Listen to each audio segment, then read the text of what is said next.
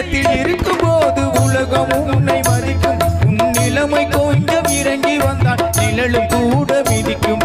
உயர்ந்த இடத்தில் இருக்கும் போது உலகம் உன்னை மதிக்கும். உன் நிலைமை கொஞ்சம் இறங்கி வந்தால் நிழலும் கூட மிதிக்கும். மதியாதா தலைவாசல் மிதிக்காதே என்று மானமுள்ள மனிதனுக்கு அவை சொன்னது. அது அவை சொன்னது, அதில் அர்த்தம் உள்ளது. பரமசிவன் கழுத்தில் இருந்து பாம்பு கேட்டது, கருடா சௌக்கியமா?